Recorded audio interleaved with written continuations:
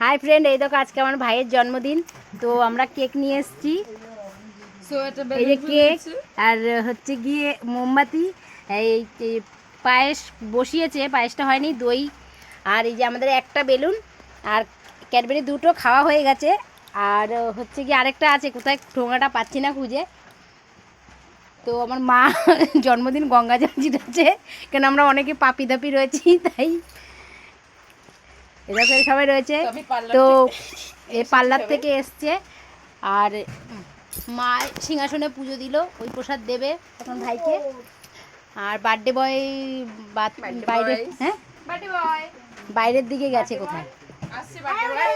দুটো দিদির আর ওয়াইফ আয় বুড়ো আয়, দেখো মা আমি এই যে বার্থডে বয়, এইটা হচ্ছে মুখটা দেখাবে তোমার বার্থডে বয়।